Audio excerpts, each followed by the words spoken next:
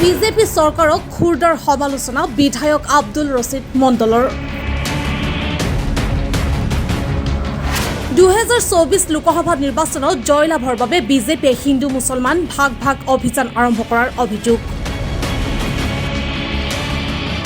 বিজেপিয়ে একাংশ দুষ্ট প্ৰকৃতিৰ মুছলমান বিজেপি কৰ্মীৰ হতুৱাই অনৈতিক কাম কৰাই দেশত হিংসা বিয়পাই আছে বুলি অভিযোগ।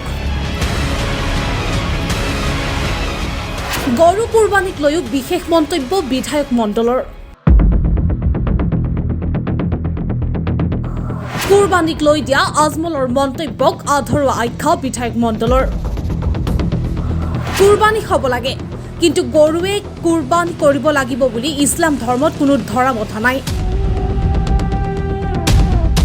মঙলবাৰে গোৱালপাৰা জিলাৰ লক্ষীপুৰৰ নিদানপুৰত নতুনকৈ নিৰ্মিত অগ্নি আৰু আপতকালীন আস্থান সেৱাৰ কাৰ্যালয় উদ্বোধনী কৰা হয়। অনুষ্ঠানৰ শেষত সাংবাদিকৰ সৈতে হোৱা এক বাৰ্তালাপত বিজেপি চৰকাৰক খুৰদাৰ সমালোচনা কৰে বিধায়কগৰাকীয়ে। বৰ্তমান পৰিস্থিতিত গৰু কুৰবানীক লৈও অসমত বিতৰ্কৰ সূত্ৰপাত হৈছে। ইয়াক লৈও গুৰুত্বপূৰ্ণ মন্তব্য আগবঢ়ায় বিধায়ক মণ্ডলে। লগতে গৰু কুৰবানীক লৈ জমিয়ত উলামা তথা ধুবুৰী লোকসভা সমষ্টিৰ সাংসদ বদৰুদ্দিন আজমলে যি মন্তব্য আগবঢ়াইছে তাৰ ওপৰতো প্ৰতিক্ৰিয়া প্ৰকাশ কৰে বিধায়ক মণ্ডলে।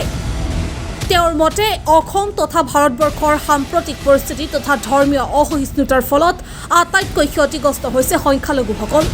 বিধায়ক মণ্ডলৰ মতে আজমলৰ মন্তব্যক ভুল বুলি নকয়, কিন্তু আধৰুৱা আখ্যা। দেখা নাই, কাৰণ বিজেপিৰ বা চৰকাৰী পক্ষৰ কিছুমান ব্যক্তিয়ে মুছলমানৰ মাজত এটা ত্ৰাস সৃষ্টিৰ কাৰণে বিভিন্ন সংগঠনে কিছুমান কথা কৈ আছে, যিবিলাক কথা একচুৱেলি চৰকাৰৰ পৃষ্ঠপোষকতাত কৈ আছে। জানে এই চৰকাৰৰ উদ্দেশ্য কিন্তু হিন্দু মুছলমানৰ বিভাজন কৰা। 2024 চনত লোকসভাৰ নিৰ্বাচন আছে, নিৰ্বাচনত জয়লাভ কৰাৰ কাৰণে তেওঁলোকে হিন্দু মুছলমানৰ অভিযান আৰম্ভ কৰিছে। তেওঁলোকৰ বিজেপিৰ মাজত থকা মুছলমান যিবিলাক কৰ্মকৰ্তা আছে, কাৰ্যকৰ্তা আছে, তেওঁলোকৰ দ্বাৰা হিন্দু মানুহ কাটে কৰা হৈছিল। উদয়পুৰত হিন্দু মানুহ যে কাটিছে, গল কাটিছে, যিজন মুছলমান মানুহ তেওঁ হৈছে বিজেপিৰ কাৰ্যকৰ্তা। হয়তো মুছলমানৰ দ্বাৰা হিন্দু মানুহ কাটিছে, গোটেই ভাৰতবৰ্ষত এনেকৈ এটা আলোচনা হৈছে যে মুছলমানে হিন্দু কাটিছে, কিন্তু সেই মুছলমানজন বিজেপিৰ কাৰ্যকৰ্তা। আমাৰ এইটো অঞ্চলত তেনেকুৱা কাৰ্যকৰ্তা আমি দেখা পাওঁ নাই। বিজেপিৰ লগত মুছলমান মানুহ আছে নাই, তেওঁলোকে কিবা এটা দিলেই তো যিটি কাম কৰিব, তেনেকুৱা প্ৰকৃতিৰ ল'ৰা। ঠিক উদয়পুৰত, ৰাজস্থানৰ উদয়পুৰত সেই তেনেকুৱা প্ৰকৃতিৰে বিজেপিৰ কাৰ্যকৰ্তা মুছলমানৰ দ্বাৰা হিন্দু মানুহ এজনক গল কাটি পেলাই গোটেই ভাৰতবৰ্ষত তেওঁলোকে প্ৰচাৰ কৰিব। অমৰনাথ তীৰ্থযাত্ৰাত যোৱা মানুহবিলাক তাৰ ওপৰত আক্ৰমণ কৰাৰ কাৰণে যিজন মুছলমান মানুহ এৰেষ্ট হ'ল, দেখা গ'ল সিজনো বিজেপিৰ কাৰ্যকৰ্তা। অৰ্থাৎ মুছলমান মানুহৰ মাজতো দুষ্ট প্ৰকৃতিৰ মুছলমান কিছুমানক বিজেপিৰ কাৰ্যকৰ্তা বনায়, তেওঁলোকৰ দ্বাৰা কিছুমান কাম কৰে যাতে হিন্দু মানুহবিলাকো মুছলমান বিৰোধী হৈ যায়। গোটেই ভাৰতবৰ্ষত হিন্দু মুছলমানৰ এটা ঢৌ আহি যায়, বিজেপিয়ে সেই ঢৌত তেওঁলোকে যে জয়লাভ কৰিব পাৰে। অসমতো তাৰ পৰা বেলেগ নহয়, অসমতে এই হিন্দু মুছলমান ক্ষেত্ৰ বিজেপিৰ ফালৰ পৰা বিভিন্ন প্ৰকাৰ কৰি থকা হয়।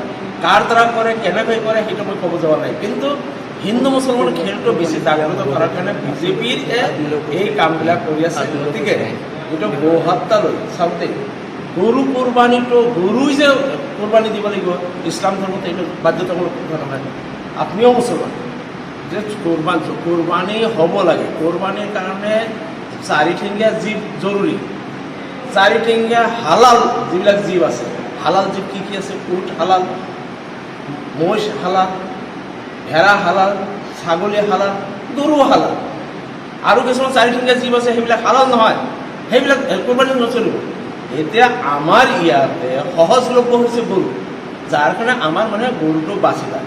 আৰবতো গৰু নলয়, তাতে ডম্বা নহ'লে উট। তাতে আৰব কাণ্ট্ৰিত সহজলভ্য হৈছে উট বা ডম্বা, তেওঁলোকে উট আৰু ডম্বা কুৰবানী দিয়ে। কিন্তু এই মুহূৰ্তত আজি কিছুদিনৰ পৰা 2014 চনৰ পৰা আমি যিহেতু লক্ষ্য কৰিছোঁ যে গোটেই ভাৰতবৰ্ষত হিন্দু মুছলমান এটা ঢৌ খেলি আছে, ৰাজনীতি কৰি আছে।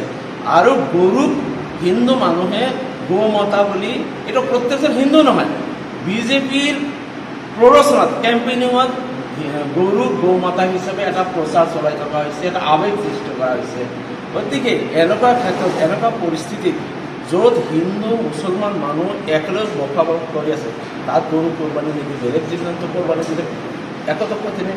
অৰ্থাৎ যিকোনো এটা অপ্ৰীতিকৰ পৰিস্থিতি যাতে নহয়, সেই পৰিস্থিতিৰ পৰা নিজকে বচোৱাৰ কাৰণে বা নিজৰ কমিউনিটিক বচোৱাৰ কাৰণে এইটোতো অৱলম্বন কৰিব লাগিব। নদীত ঢৌ উঠিছে, ধুমুহা আহিছে, আপুনি অলপ সময় ৰৈ দিব নে সেই ধুমুহাৰ মাজত নাওটো নদীত এৰি দিব? এইখিনি যদি কোনোবাই চিন্তা নকৰে, এতিয়া সমাজত দেশত তেনেকুৱা এটা ঢৌ, সাম্প্ৰদায়িক ঢৌ ধুমুহা উঠিছে। এই সাম্প্ৰদায়িক ধুমুহাত যিবিলাক কামে, যিবিলাক কথাই ধুমুহাৰ বেছি কৰে, সেইবিলাকৰ পৰা আমি বাচিবলৈ এখন সংখ্যালঘু মুছলমান বেছি ক্ষতিগ্ৰস্ত হয়। এনেকুৱা সাম্প্ৰদায়িক যিবিলাক অপ্ৰীতিকৰ ঘটনা হয়, তাত আটাইতকৈ বেছি ক্ষতিগ্ৰস্ত হয় মুছলমান। গতিকে মুছলমানসকলে বেছি সাৱধান হ'ব লাগিব। গতিকে যিহেতু বিকল্প আছে, গৰুৰ সলনি বেলেগ জীৱ জন্তুও আমি কোৰবানী দিলে যায় আছে। গৰুটো মেণ্ডেটৰী নহয়, বাধ্যতামূলক নহয়। এনে ক্ষেত্ৰত যে এই কথাটো লৈ মুছলিম সমাজৰ পৰা বিতৰ্ক হোৱাটো মই ভাবোঁ যে মুছলমানসকলে এই বিতৰ্কৰ পৰা আঁতৰি আহক। স্যাৰ, আমি দেখিবলৈ পাইছোঁ যে বদৰুদ্দিন আজমলে ডাইৰেক্ট কথা এটা কৈছে যে গৰু কোৰবানী দিব নালাগে, আৰু এই কথাটো বদৰুদ্দিন চাহাবৰ মই বদৰুদ্দিন চাহাব বুলি নকওঁ, কিন্তু তেখেতে জমিয়তৰ ফালৰ পৰা যিটো বিবৃতি জাৰি কৰিছে, এইটো অলপমান আধাৰো হৈছে। ঠিক ময়ো যেনেকৈ কৰোঁ, এতিয়া সোণাৰী অঞ্চলত ৰাউখোৱা, কৰচাভঙ্গা, চাকতলা, ফৰিংগাপাৰা, আউলাতী, য'ত 100% মুছলিম বসতি পৰা, তাত গৰু কোৰবানী দিয়াত না আইনত বাধা আছে, না হিন্দু মানুহৰ পৰা বাধা আছে। এতিয়া লখিমপুৰ টাউনতে হিন্দু মুছলমান মানুহ একেলগে আছে। টাউনত যদি মুছলমান মানুহে গৰু কোৰবানী দিয়ে, হিন্দু মানুহে বেয়া পাবে, ইয়াত বাধা দিয়ে। বদৰুদ্দিন আজমল চাহাবৰ বিবৃতিটোৱে ঠিক এনেকুৱা হ'ব লাগিছে মোৰ বোধে, যে তেওঁ একো ভুল কৈছে বুলি মই নকওঁ, কিন্তু বিবৃতিটো অলপ আধাৰো হৈ যে তেওঁৰ যিটো বিবৃতি আছে, য'ত হিন্দু মুছলমান মানুহ একেলগে বসবাস কৰি আছে, তেনেকুৱা ক্ষেত্ৰত মুছলমান মানুহে গৰু কোৰবানী নিদি বেলেগ জীৱ জন্তু কোৰবানী দিয়ক। কিন্তু য'ত অকল মুছলমান মানুহ বসবাস কৰিছে, তাত গৰু কোৰবানী দিয়াত না হিন্দু মানুহৰ আপত্তি আছে, না আইনত কোনো বাধা আছে। গৰু কোৰবানী দিলে একদম ডাইৰেক্ট নিষেধ কৰিছে যে গৰু কোৰবানী দিব নালাগে। তার আইনত ক্লিয়ার লিখা আছে। গাই গরু শ্রাও পারি, গাই গরুর ক্ষেত্রে বাধা আছে, কিন্তু গরু বুলি ক'লে তাতে উল্লেখ আছে। সব গরু নহয়, গরু তাতে আইনত ক্লিয়ার লিখা আছে যে যিবিলাক কোনবিলাক গরু আমি কোৰবানী দিব পাৰে, শ্ৰাও পাৰি কৰিব পাৰে।